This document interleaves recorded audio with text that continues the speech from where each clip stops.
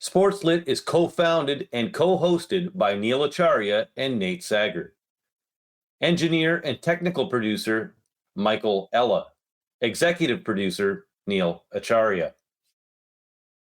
Just 9 days after its release, Keith O'Brien's book, Charlie Hustle, The Rise and Fall of Pete Rose and the Last Glory Days of Baseball, has earned a place on the New York Times bestseller list. A glow from that, one would hope. O'Brien will be joining us from his book tour on this episode of SportsLit. Charlie Hustle was released March 26, 2024 by Pantheon Books. It is O'Brien's fourth book and his second focused on sports.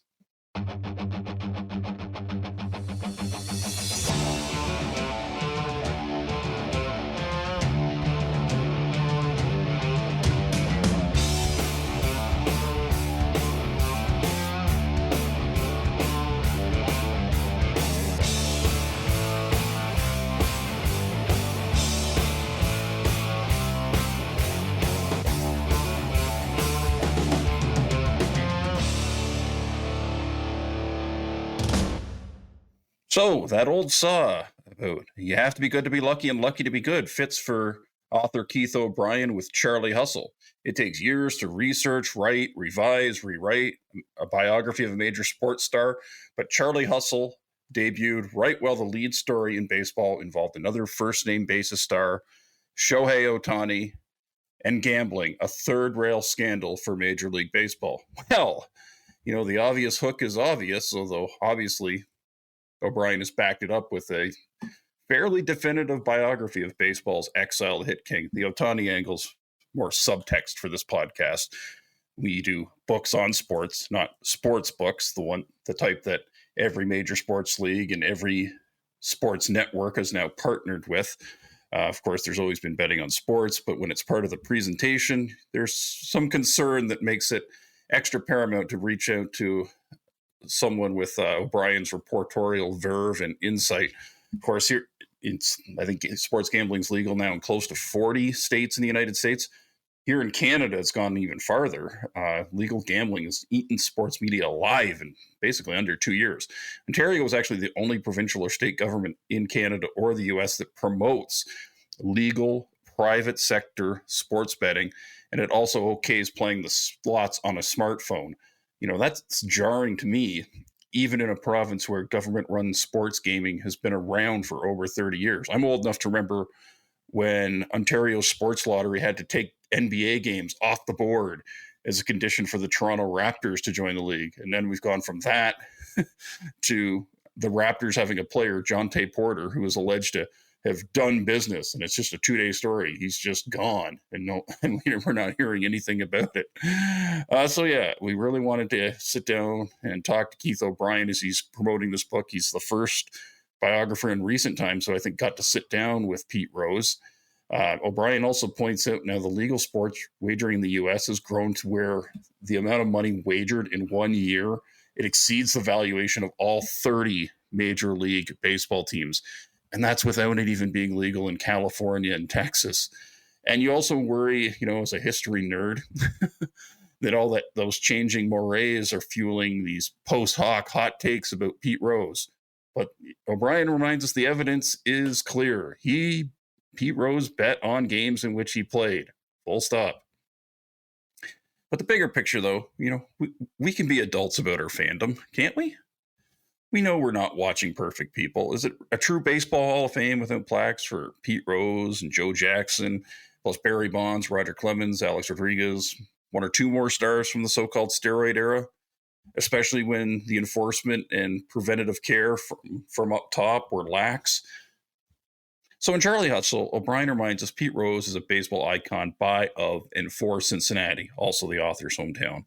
Rose's baseball life covered ball players' economic liberation.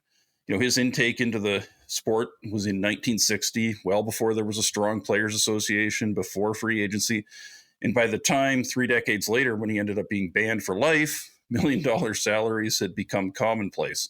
Now, the origin story, Rose grew up seeing the Reds ballpark from his family's, quote, edge of the middle class home, as O'Brien puts it. Throughout O'Brien's narrative, the author reminds people that Cincinnati was this big, small town where Pete Rose's reckless behaviors were no secret. People only wanted to know so much about what he was up to off the field. Now, the best way I can synthesize Pete Rose from stats and stories is that he had that dog in him. Scott Raab, a great long-form journalist, once called him a brick-bodied mother effer, only he didn't say effer. Rose kind of fused his competitiveness with some very high-end skills. I like the cross-sports comparisons. I think the challenge of that, think Draymond Green when the Golden State Warriors were winning NBA titles, or, Brad Marchand with the Boston Bruins in hockey. You hate that guy when he's playing against your team, but you trade for him in a hot second. And when he's one of the big three of a winning team, they have something. Well, that was Cincinnati's 1970s Big Red Machine with Johnny Bench catching, Joe Morgan at second base, and Pete Rose playing wherever he was needed. Rose wasn't uber tryhard, but he outlasted all of his contemporaries. Usually the tryhard type, they break down eventually like a toy from Dollarama. AstroTurf became an occupational hazard once he hit his 30s, but he ended up playing the most games in history, and he set the all-time hit record of 4,256, eclipsing Ty Cobb. Rose is one of just 8 players in the recorded history of baseball who scored 2,000 runs in his career. I mentioned that since he is the second one to be the subject of a book examined on this program. Howard Bryant was here in 2022 to discuss his bio of Ricky Henderson. And Rose had the elite eyes that you need to be a hitter. Quick secondhand story from one of his opponents. Ed Ott was a World Series ring-earning catcher and a longtime coach in MLB who died in March 2024. Now, the night Ed Ott died, I went on YouTube to see if there was any footage of the time in 1992 when he choked Rob Dibble. Now, at that time, Ott was a 40-year-old coach for the Houston Astros, and Dibble was the high-strung, high-heat-throwing closer for the Cincinnati Reds. Now, remember, the Astros and Reds used to be in the same division. And these teams had some beef from the previous year when Dibble had plunked one of the Astros batters, and the benches cleared again. And Ott, who had been a state wrestling champ in high school, he put a hold on Dibble until the pitcher turned purple. There was a picture in Sports Illustrated. It was awesome. Alas, it's not on YouTube because I don't think every weeknight game was televised back then. But I got something better, as so often happens. And it was this video posted in 2012. A grandfatherly Ed Ott talking to a room of young players and parents, and he tells the story about the first time he caught against the Cincinnati Reds. Rose was the leadoff batter for the Big Red Machine, even though Joe Morgan got on base more and was an elite base stealer. Now, most major league hitters will strain to pick up the seams, the red stitching in the baseball that hurtles towards the plate. That's what tells them, okay, that's the certain pitch in the certain area of the strike zone they think they're getting. And of course, the baseball needs to be pristine to help the batter see and focus their eyes. Well, Ott says after the first or second pitch of the game, Rose says to the umpire, check the ball. And there was a teensy dot on the baseball. And Ott says, if you got a pepper shaker, 1 grain of pepper, that was the size of the spot on the baseball. Doesn't that tell you who Pete Rose was? Yeah, tells you who he was on the field. Across 464 pages, O'Brien fills us in on the off the field, Pete Rose after dark. He shows us that by 1978, there were meetings between MLB and security and Rose about his gambling debts. The Cincinnati Reds were concerned. And yet, Rose's gambling pals were welcome in the team facilities. Perhaps, because there had always been this sort of easy symbiosis between the baseball people and going to the racetrack. O'Brien describes how in spring training in 1970s Florida, when that was just a pre-apocalyptic wasteland, Rose and his gambling pals would do a triple header: horse racing, dog racing, and getting their futon on with highlight. And through all that, O'Brien writes, MLB thought Rose wouldn't be, quote, dumb enough, unquote, to bet on baseball. But with any addiction, it doesn't care about your common sense or your intellect. And that all escalated when Rose veered into betting on Reds games in 1986. It came right while U.S. law enforcement was sort of ramping up the Reagan-era war on drugs. Rose wasn't necessarily involved in that kind of activity, but those investigations led the feds to people who placed and took Rose's bets. Within a few years, the media starts to see the smoke, and soon enough, it's a 4-alarm rager for MLB and Commissioner Bart Giamatti, father of the Academy Award-winning actor Paul Giamatti. Now, hindsight's 2020. I wonder why, when the commissioner was allowed to act independently over what was in the best interest of baseball. MLB just let this go for so long. In the 1970s, the commissioner, Bowie Kuhn, he went to federal court over equal access for women reporters. He fined pitcher Bill Spaceman Lee for telling High Times magazine that he used cannabis. He also banned all-time greats Mickey Mantle and Willie Mays because they took gigs as casino greeters. But Rose was an active player who was gambling. He was filling in for Jimmy the Greek Snyder on the NFL Today. And no one's going, what's up with that? Does he have a problem? Of course, now, back in the present, with gambling and sports, I think pragmatic honesty accepts, Michael, this is the business we have chosen, to quote The Godfather. And generally, when a gambling firm flags unusual betting activity on an event, people are like, the system works. But what is it working? Whom is it working for? Well, it's working for protecting the product. And I think that's missing the point about corporate responsibility and harming people through all that gambling content being blasted at, children who are, learning about sports, and impulsive young adults, including the athletes. And that's going to show up downstream. I think it's already showing up downstream. And you can bet that the corporations aren't going to want to pay for the cleanup. I think it's just lethal to put that in front of young people, especially athletes. I mean, there are people who self-program their executive functioning to say, I cannot fail. Pete Rose actually illustrated that a few years ago. Remember, there was this awesome segment on Fox Sports where it was him, Frank Thomas, and Alex Rodriguez talking about hitting secrets. And Pete Rose is always like, never change your swing. Your swing's what got you to the big leagues. And his other quote was, never admit you were in a slump. Well, that's great emotional armor for a ball player, because everyone fails a ton in baseball. The batter who limits their failures to 6 out of every 10 turns at bat is elite, because that's a 400 on base percentage. That doesn't work with gambling. That always wins. Pete Rose kept it up and found out. And I think we're going to find out a lot more, sadly, for a lot of individuals and institutions in the years to come. Of course, along with gambling, baseball's other sort of long fallout scandal in Neil Acharya in my lifetime has been the steroid era. We covered that as best we could in 2022 with Dan Good and his biography of the late Ken Caminiti. All our episodes, of course, and links to buy the books are posted at sportslit.ca. As for Keith O'Brien, you can check keithob.com for details on his work, including Charlie Hustle, and he'll be checking in from the road imminently.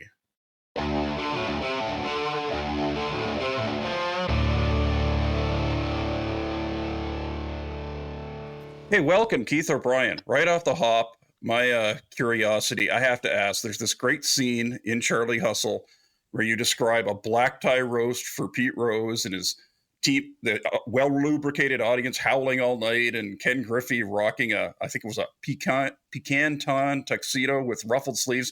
How did you get your hands on that footage? Great question, Nate. So one thing I wanted to do with the book was, cull through the archives anywhere. So obviously we're talking about newspapers and magazines, of course, but also television archives. And I went to all the Cincinnati channels in particular, the networks in Cincinnati, where Pete had played most of his career. And as it turned out, most of them had long ago donated their footage to a museum in Cincinnati. So in the summer of 2022, I think, I spent about 3 or 4 days in the museum, just ordering up disc after disc after disc of anything that referenced Pete Rose. And so I don't know what's in on these discs. In fact, the footage you're referencing, all it said was Pete Rose roast 1978.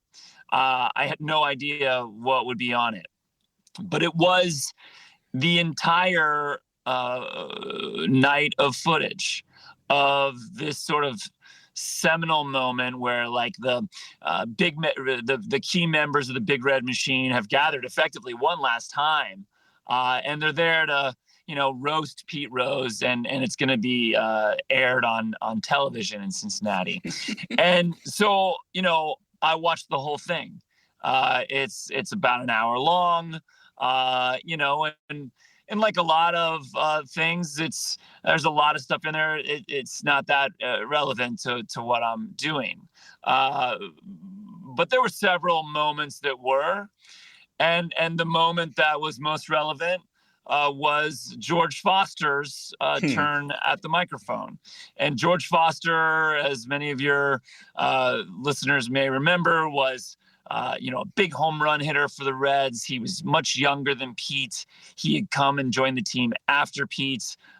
He's sort of at the peak of his fame in 1978. George Foster is, and he makes a reference to Pete's gambling.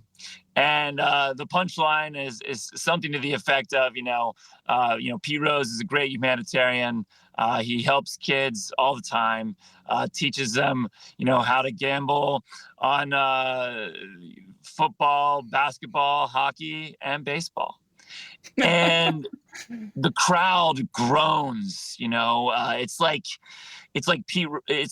George Foster has cut a little too close to the truth, and it seems like George knows it too, because he turns to Pete in the moment on the video, and he quietly apologizes to him. Oh boy, yeah. Now you've been out promoting this book heavily. What have sort of the questions about Pete Rose boiled down to from readers at these events? Oh my gosh! Well, I get everything. Pete Rose is like a political party now. It feels like you're either with him or against him. And so I get a lot of different questions across the spectrum. I would say, obviously, probably the most common question is, what do I think about Pete Rose in the Hall of Fame? And, my book, Charlie Hustle, is not about making an argument for Pete. It's not about making an argument against Pete. My book's not even really about the Hall of Fame at all. I only deal with that issue and wrestle with that issue near the end of the book. What I wanted to do was go back and tell the whole story, because I feel like in the last 35 years, as Pete has been banned from baseball and has made mistake after mistake off the field, we, I think, have forgotten why we ever cared about him in the first place, why he even matters. And so I wanted to go back and tell that whole story, the rise and the fall, the good and the bad, tell that story with granular reporting, and then, just let people come to their own conclusions. Long ago, I learned as a journalist, don't tell your reader how to feel, show them the story and let them feel what they will. And so that's what I try to do here. But of course, probably like you and your listeners, I have thought a lot about Pete Rose in the Hall of Fame. I have thought a lot in general about how we celebrate athletes, period. And my prevailing thought at this point now is that I feel like we've lost perspective. We like to put our heroes on pedestals and ascribe to them moral values that they may or may not have. And the fact is, we don't really know them very well. We at times don't really know them at all. And I think the recent controversy surrounding Shohei Ohtani and his former interpreter, an alleged illegal bookmaker, and alleged gambling debts of $4.5 million, I think, that exemplifies that yet again. We don't know what we don't know about these guys. And so for that reason, I believe that we should enshrine or not enshrine players based on what they do on the field, between the lines. It's the only thing we know for sure.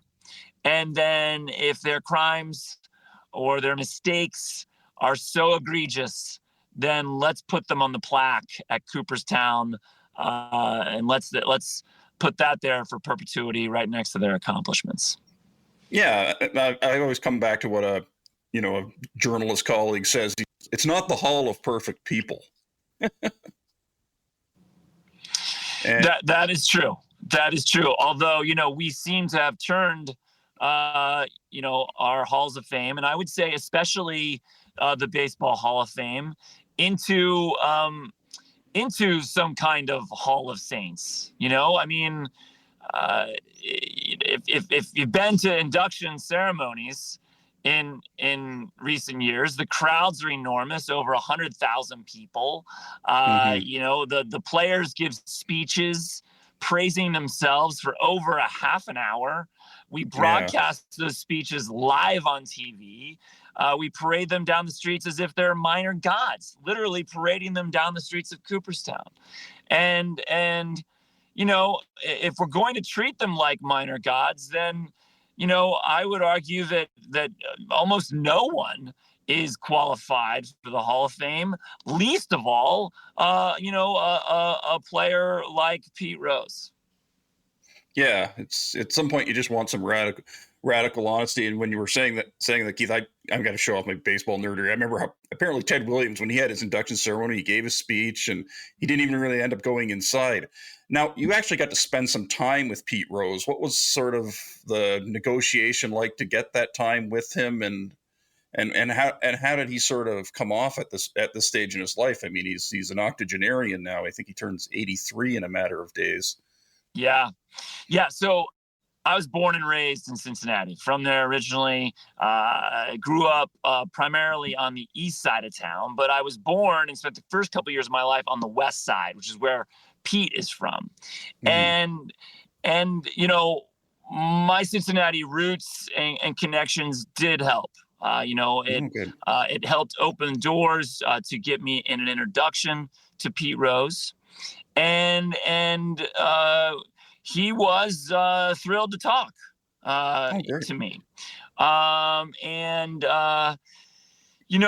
I think the familiarity with the city did help that relationship. In our earliest interviews, we were really moving chronologically and talking about his life growing up in Cincinnati. And going back and looking at the transcripts, he would say things like out on River Road, you know what I mean. Or it was the Western Hills Elder game, big rivalry, you know what I'm talking about. And so there was like a level of familiarity that I think helped. And I did have incredible access to him. I did 27 hours of recorded interviews. I spent 3 days with him in Las Vegas, where he lives today. I spent 2 different days with him on the road when he was doing signing ceremonies and appearances. I will say that Pete talked to me about things that he's never spoken about before. But I did ultimately lose access. He did ultimately stop calling me back. I don't know why. We didn't have a falling out. The only thing I can speculate to is that I was pushing him. I did want to talk about the good times and the glory days and the significant moments in baseball history that Pete Rose was a part of. All of that is part of my book, and I think is important to the book. But I did also want to talk about the problems, the mistakes, the lies, the gambling, and I think in the end, I may have pushed Pete Rose as far as he was willing to go. Yeah, and still, I mean, that's still 27 hours. That's a lot. I also wanted to ask too, how valuable were the insights from Carolyn Rose and Fawn Rose, Pete's first wife and his oldest daughter? Significant. I mean, and that's true, of anyone you would ever write about. If you can do interviews with the people who know them best, your subject best, that is sometimes more insightful than interviews with the subject, him or herself. So interviews with Pete's first wife, Carolyn Rose, were significant. They were together for 15 years, from 1964 to the end of 1979. That is the peak of Pete Rose's career, all of those years. Fawn Rose, his oldest daughter, was very gracious with her time and very insightful. And there were many others. I got access to everybody who was in Pete's inner circle in the 1970s and 80s, including 3 different men who placed his bets on baseball, and lots of other men who had a front row seat to his gambling, whether it was on sports or whether it was at the racetrack. And those interviews were also crucial because, over the years, and even with me, Pete can't really seem to decide whether or not he was addicted to gambling. But my interviews with the folks who were there, who placed the bets, who saw him wager, who saw what happened, all agree that without question, Pete Rose was absolutely addicted to gambling, at least by the mid 1980s. Yeah, and what did you sort of find? Like, how well was? I think I looked it up. The DSM added gambling disorder in, I think, 1980. How well understood was the addiction in that period? Hardly understood, at least by the general public. The science and the medical research was there and growing. Addiction counselors and therapists certainly understood it, but not nearly as well as we do today. And in the general public, the idea of a gambling addiction was pretty out there. Obviously in the 80s, we understood drug addiction. We understood alcoholism. But the idea that someone could be horribly addicted to gambling was definitely outside the mainstream consciousness. And that has changed, obviously. With the sweeping legalization of gambling here in America in the past 6 years, sports wagering now being legal in 38 states in the District of Columbia, there is a new and present understanding of the impacts that gambling can have. I mean, we're seeing it right now at call centers across the country, gambling helplines, those 1-800 numbers that people hear rattled off at the end of commercials about the gambling apps. Calls have surged as much in some places as 300% as people struggle with gambling addiction, with problem gambling. It is more prevalent today, better understood. It wasn't in the 80s. And I do think that impacted, how we thought about Pete Rose in 1989. Although, of course, his own decisions, didn't help him. I mean, he didn't tell the truth, and he didn't tell the truth for a long, long time. Yeah, and one thing I sort of wanted to ask: how would you assess how?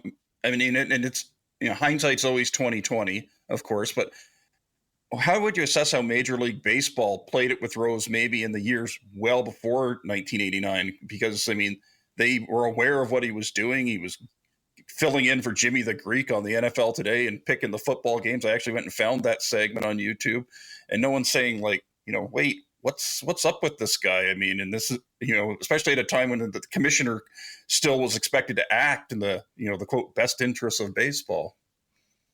Yeah, isn't that fascinating? That the Jimmy the Greek, Pete Rose thing in 1979, October 1979. There is a very popular pregame show before the NFL games on Sundays. It was a cutting edge show at the time. It's now, every network has one now. It was the NFL Today on CBS.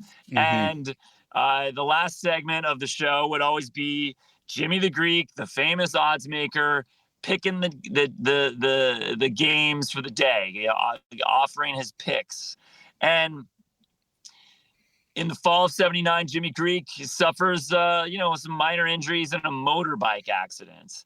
And who does CBS turn to fill the slot, to fill Jimmy the Greek's shoes in the segment? Pete Rose. I mean, just think about that for a second. That indicates that there was an understanding and a knowledge, and a widespread one, that Pete, understood gambling, that he got it, and that he maybe did it. And in the segments, Pete stands before this rudimentary, board of games. There's no graphics here. It's actual placards, and he's there with Brent Musburger, and he's picking the games with the point spreads, and he's offering insight that is so on target that Musburger at one point stops him and says, "That's amazing. How do you know that?" And Pete says, I know football pretty good. That was his quote. And I do think it's notable, also notable, just 1 year earlier, based on my reporting, 1978, there is some kind of meeting in the office of Reds president Dick Wagner. And this meeting, based on my reporting, includes Wagner, it includes Pete Rose, and it includes at least one official from Major League Baseball, the head of baseball security. And the conversation that day is about gambling and about concerns about Pete's gambling and his debts to bookies. 78. That's 11 years before the gambling scandal will make headlines and consume the entire baseball season and ultimately lead to Pete's banishment forever. So there's a knowledge that he's consorting with gamblers, that he's placing bets with gamblers. There's a widespread knowledge that he is a gambler, and everybody seems to be okay with that. Yeah, and that really blew me away, because that kind of seems at odds with, like I say, how the role of, I'm going down the seam head rabbit hole a bit, but how the commissioner would sort of often would take on things in that era. Like it wasn't like a hands-off role like you sometimes see with Rob Manfred now. I mean, yes and no. In 1972, there was a potentially devastating scandal involving gambling and an umpire, several umpires that made headlines and then instantly disappeared. And this was right before the 72 World Series, which happened to feature Pete Rose and the Cincinnati Reds against the Oakland A's. Baseball wanted the focus clearly to be on the World Series, which was, expected to be an exciting one. And just, right around that time, a bookmaker is picked up in Baltimore's Little Italy. And in his notebooks and records are the names of several major league umpires. I mean, just think about that for a second. Who has control over a game? The players, of course, the manager, maybe. But boy, umpires sure have control, a lot of control. And this scandal goes absolutely nowhere. It disappears.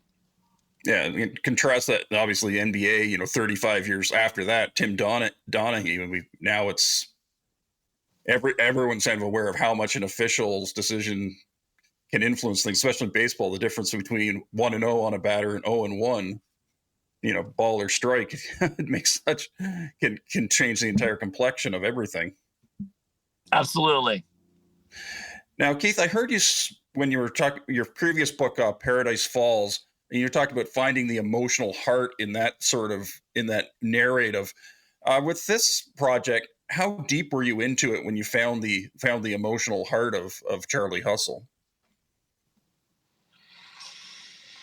At the outset, I knew the broad scopes of this narrative, the structure, and I knew that I wanted to tell the story of that rise and tell the story of that fall and then sort through the wreckage. That I knew. I also knew that the story is not as simple as people, may think or may remember. It's not like, Pete Rose gets in trouble in 1989 for something he did 3 weeks earlier or something he did 6 months earlier. This is, like a slow moving train wreck that really, if you go back and look at it, is probably coming for 20 years. I think, Pete Rose's, crash in 89, frankly, begins on the west side of Cincinnati as a boy, playing and betting, outside the walls of a tavern just down the hill from his house. So I knew that I wanted to sort of place the breadcrumbs along the way that this was coming.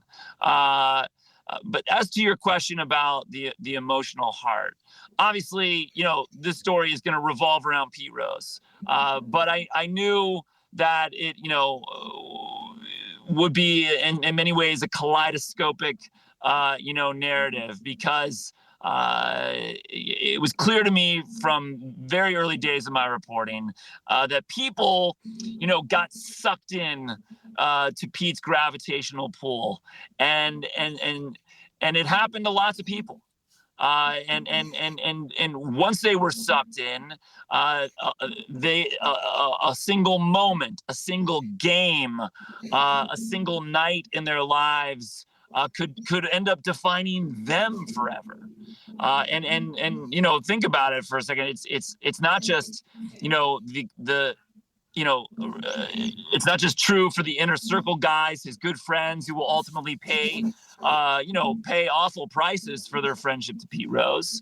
It happens to Bart Giamatti, commissioner of baseball, whose entire, legacy is hard to disentangle from Rose's. It happens to Ray Fosse, the catcher in the 1970 All-Star game, who has a collision at home plate with Pete Rose and is forever defined by that moment.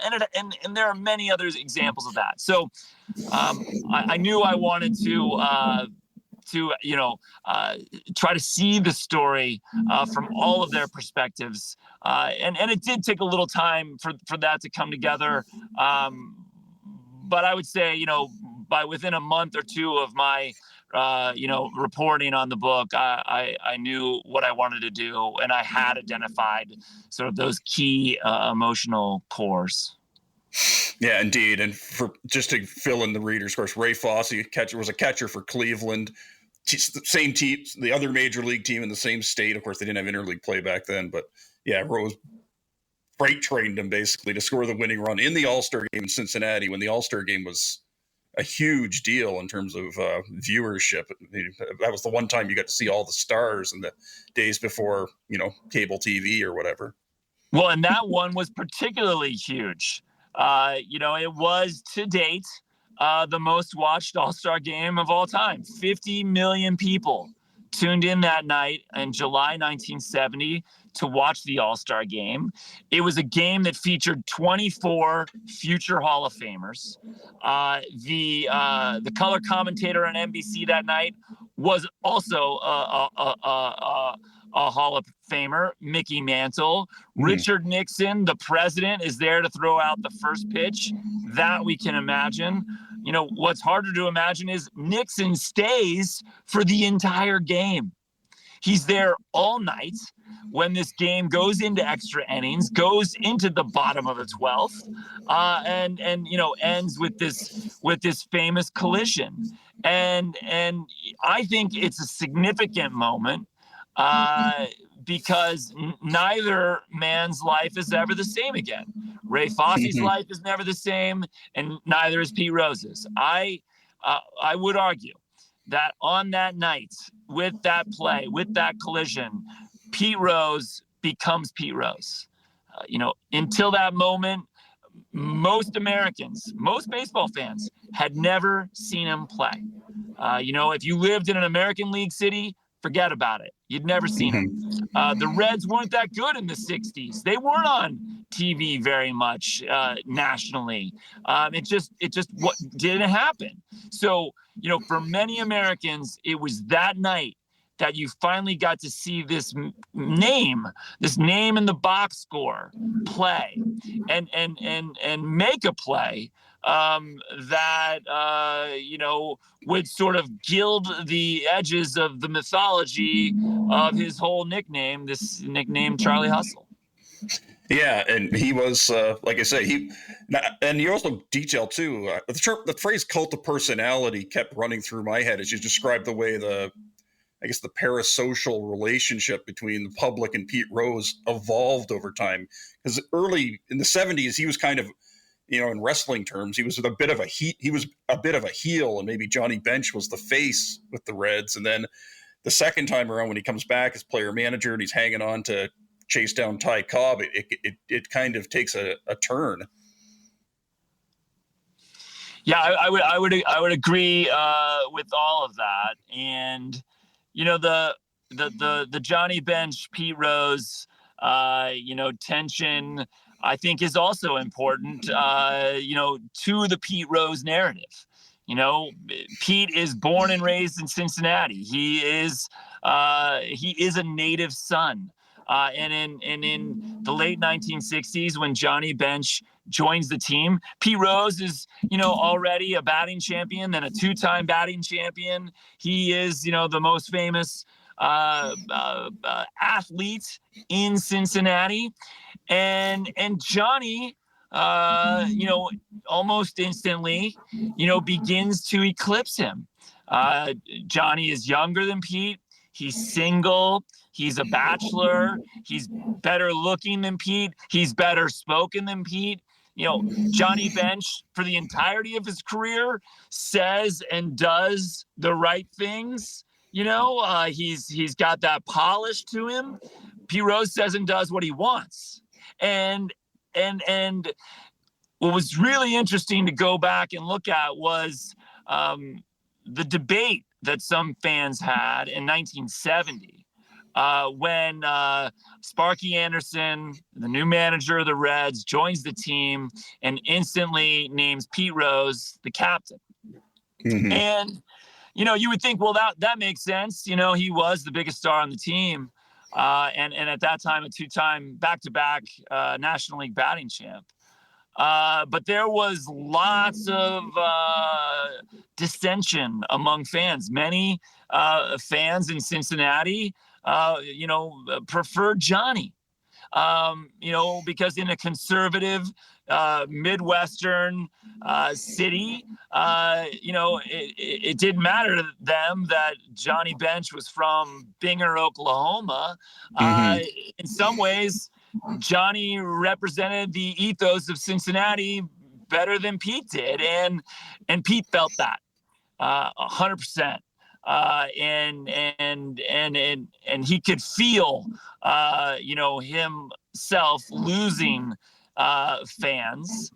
And I think notably when another future Hall of Famer joins the Reds for the 1972 season, Joe Morgan. Morgan is told when he reaches Cincinnati that he can be friends with Johnny or he can be friends with Pete, but he can't be friends with both. Yeah, and how did that ultimately play out for Joe Morgan? I think, if just to humor that line of thinking. You mean who did he choose? Yeah. Joe Morgan was a very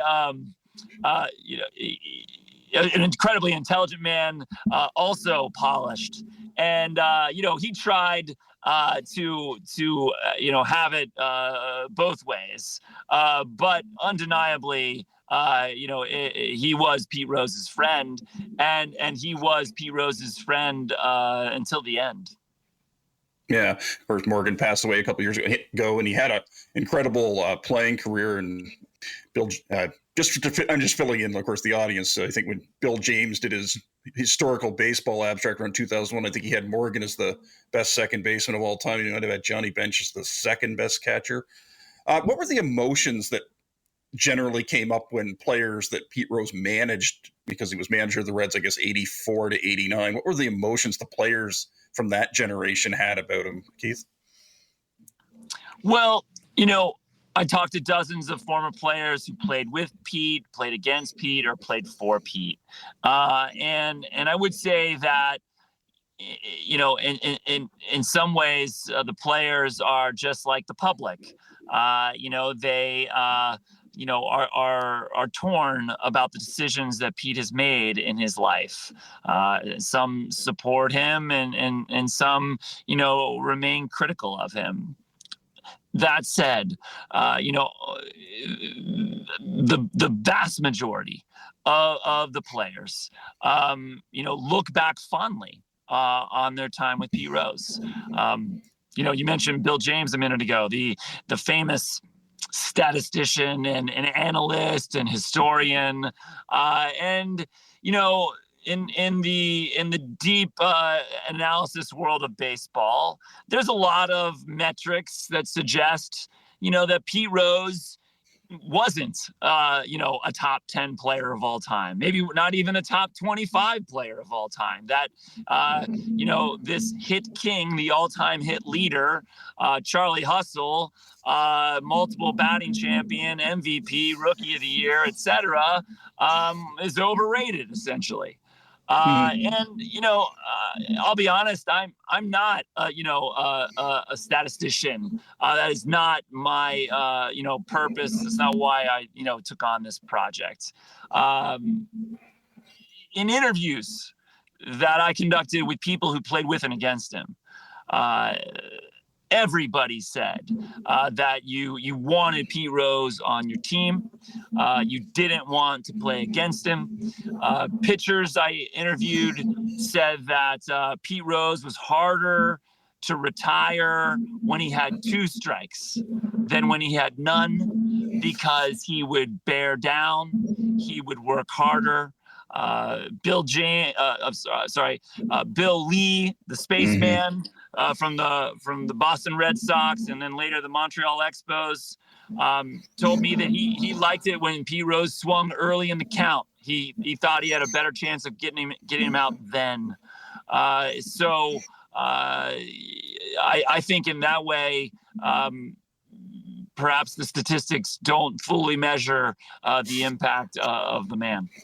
Yeah, and I don't know how much interest you have in hockey, but I always thought, like, he's the grinder who with first line skill, just because, you know, he had an elite batting eye.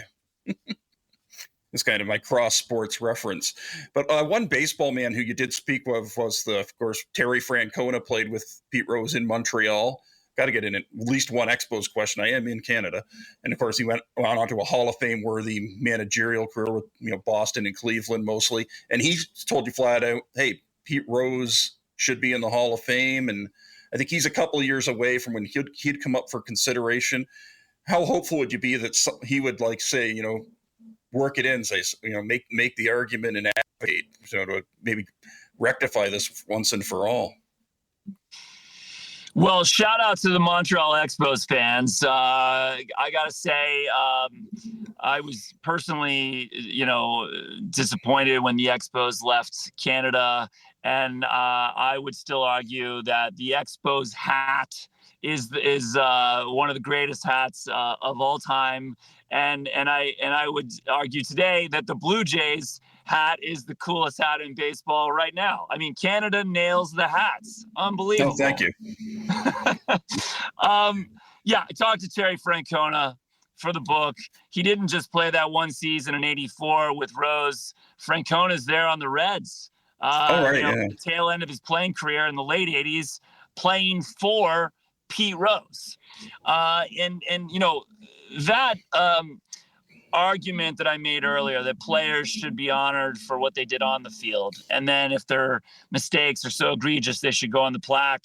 And, you know, I actually heard that for the very first time from Terry Francona.